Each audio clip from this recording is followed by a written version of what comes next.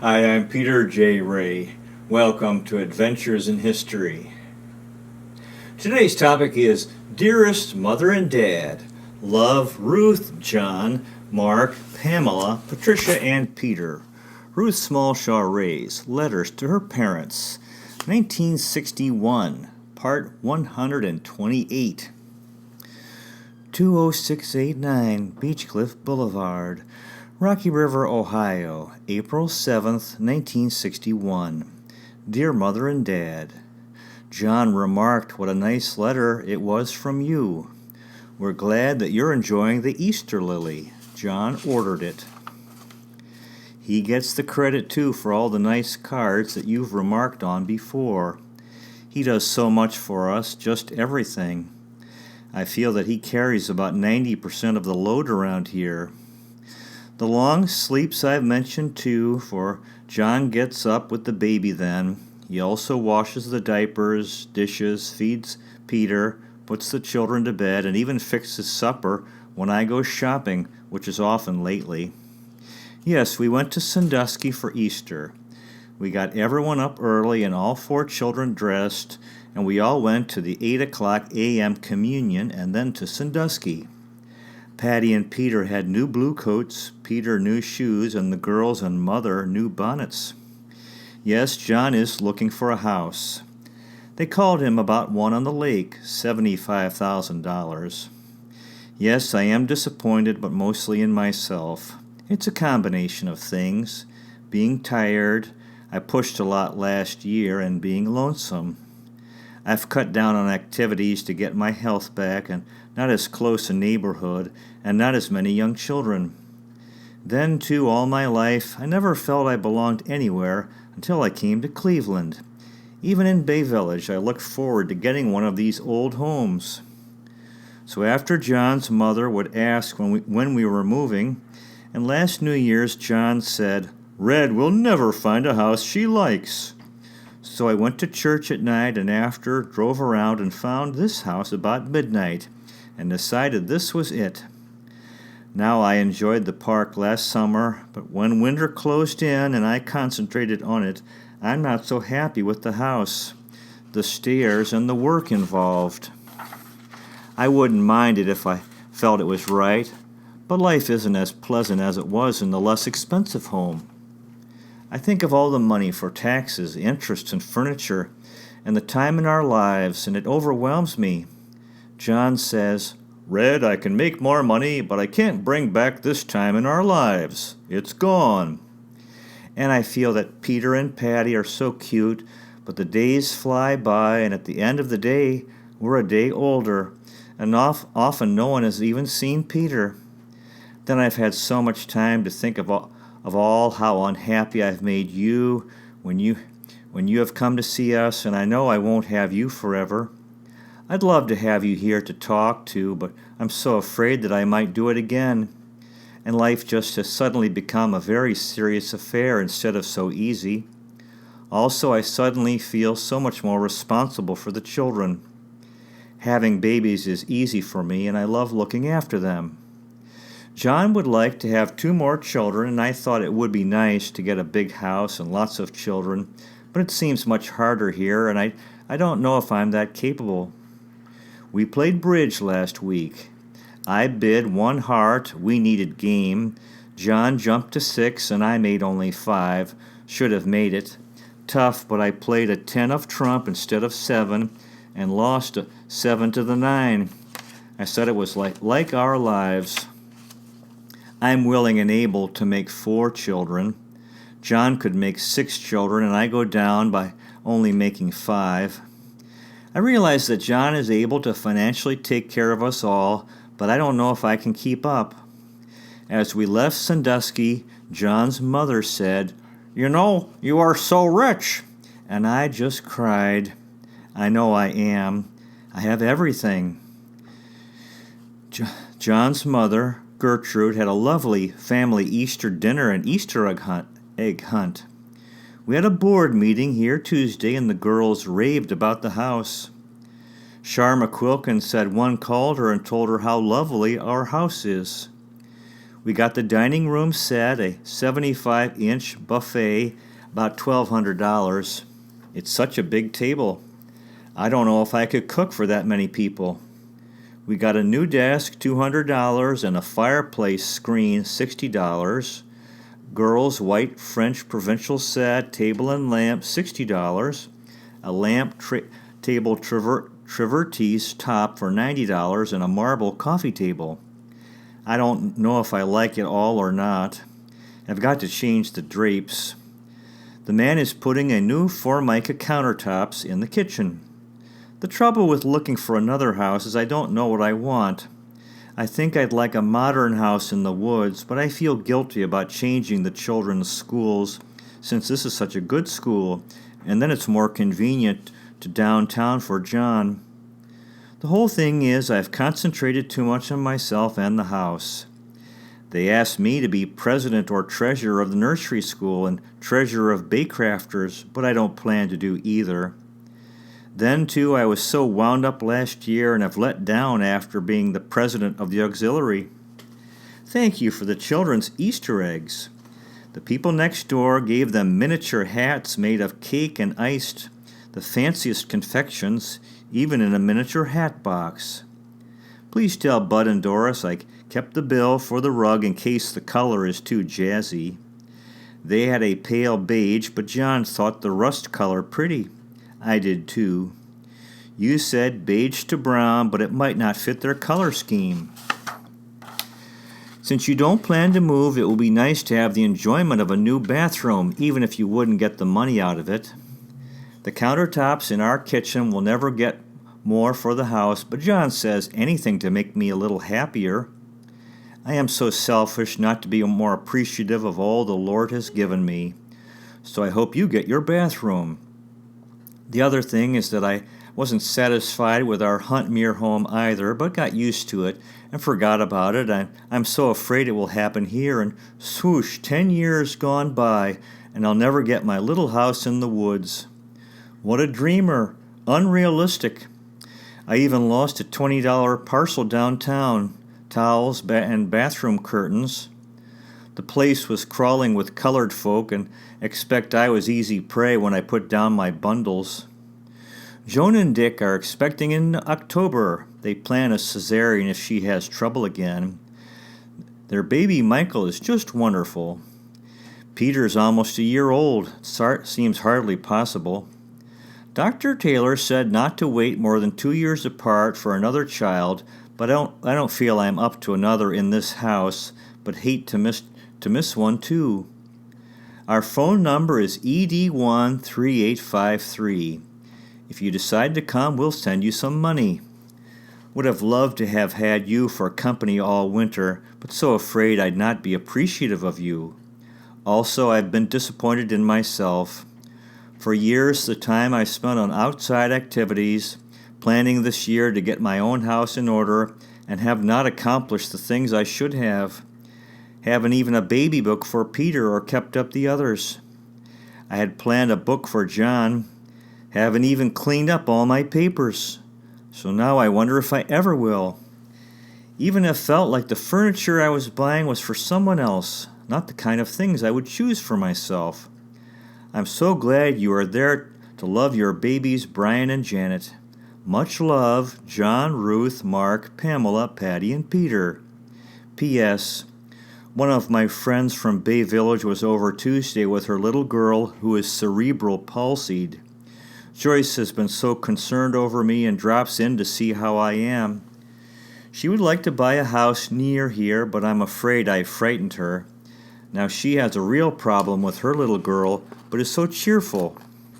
I guess the Lord gives us what we can take, and I've made a problem out of nothing. John spoke before a very illustrious group the other day. Even he was impressed. The judge of the juvenile court, president of the bank, the Cleveland superintendent of schools, editor of the Plain Dealer, the welfare director of Cleveland, and the president of the illuminating company. Did I tell you that Ted Zook is selling his house and 5 acres? Would have sold it to us, financed it too, for $70,000.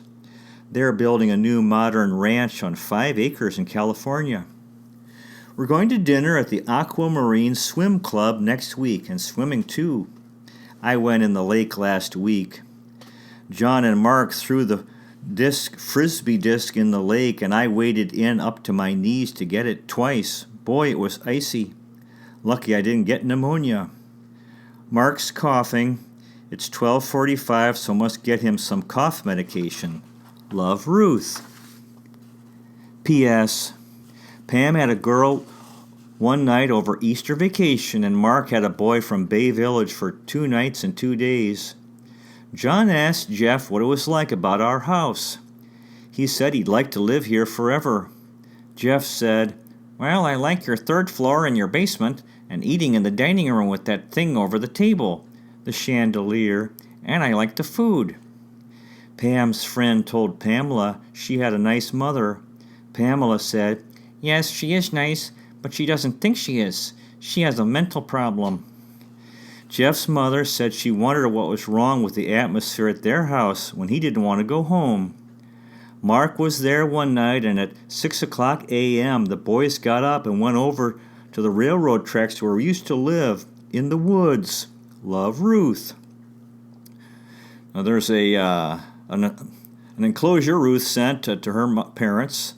This notification: Myers, Stevens, and Ray, attorneys at law, announce with pleasure that on and after February 1st, 1961, Robert Fletcher, Esquire, will be associated with the firm with offices at 2021 The Superior Building, 815 Superior Avenue, Cleveland, 14, Ohio.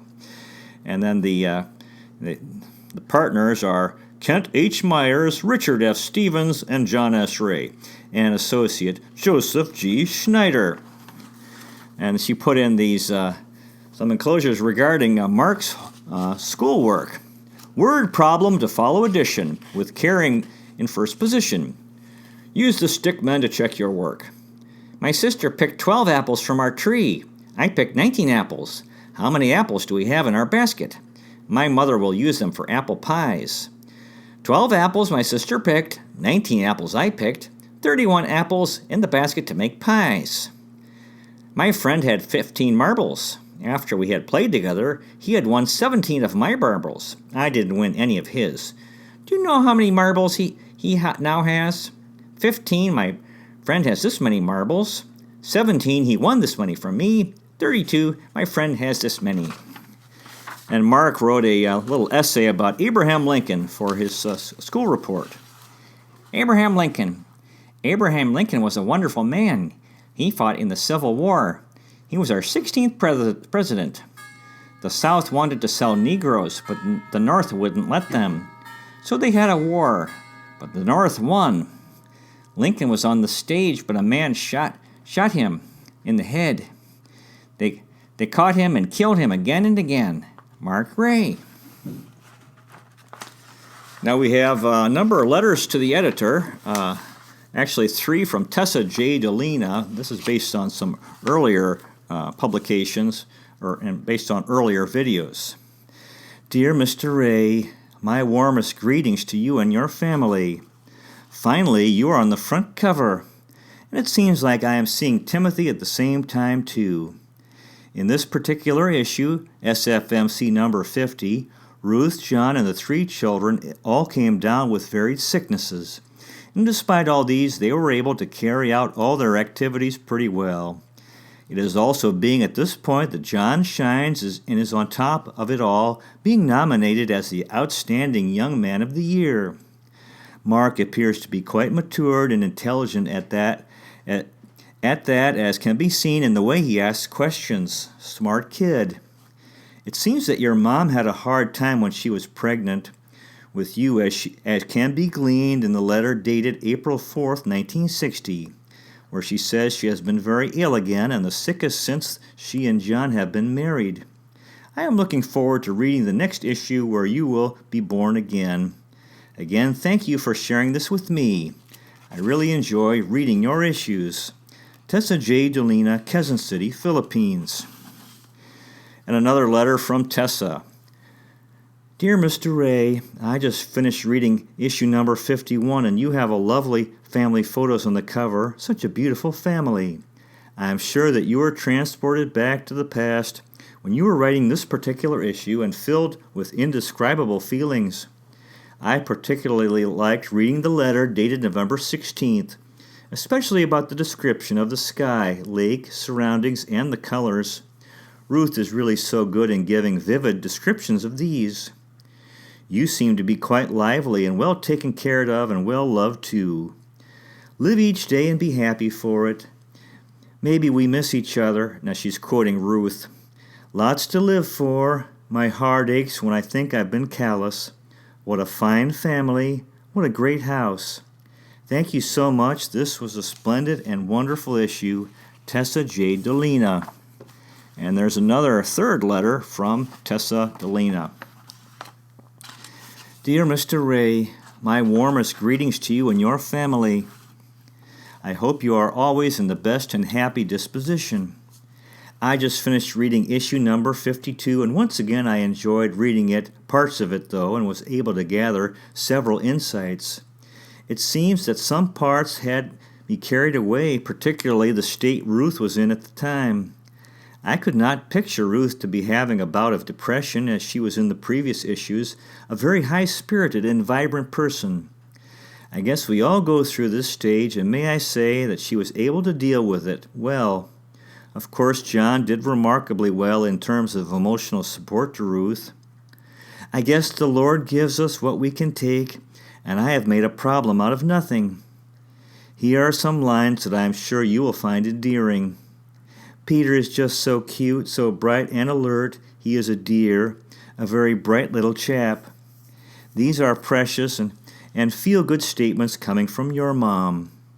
I am sure that being a parent yourself, you are able to draw out a lot of inspiration from your dad when he was rearing you up, and your other brother and sisters. I liked it when he said that kids are only young once and how he moved heaven and earth just to get that chatty doll.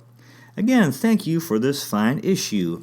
Sincerely yours, Tessa J. Delina, Quezon City, Philippines. And finally, we have a letter to the editor from my sister Patricia. Dear Peter, I love reading about you as a baby with all of your laughing like Dad. Also, I had someone to be my buddy while Mark and Pam went to school and stopped teasing me. Love, Patti. Patricia A. Ray, M.D., Brookline, Massachusetts. To be continued. Well, that concludes today's presentation. Good luck to you with your efforts in family history, if this interests you, finding, preserving, and sharing old letters, diaries, photographs, and home movies and videos, and interviewing elderly relatives while they're alive. You might consider checking out our website, Adventures in History with Peter J. Ray, at peterjray.com. So far, we've made 701 history videos in 7 areas: world history, American history, book reviews, poetic tours, Cleveland baseball, family history, and autobiography. There's a donate feature. You might consider making a donation so we can continue making these videos. If you live in Metro Manila, Philippines, and are looking for a high school, you might consider Restless Educational Center. Restless is located on Allenby Street, not far from the corner of P. Guevara and Wilson Street in San Juan, Metro Manila, Philippines. Barangay Maytunas. At Restless, we specialize in helping, young people who have had difficulty in the larger traditional schools. We're more than a school, we are a warm, supportive community, and we strive to be creative and innovative so the students enjoy going to school and develop a love of learning and as I said, enjoy going to school and help them develop themselves, their personality, and have a healthy lifestyle. And the website is restless.education, RESALEST. Thanks so much for watching. I really appreciate it. God bless you. Take care. And I'll see you next time.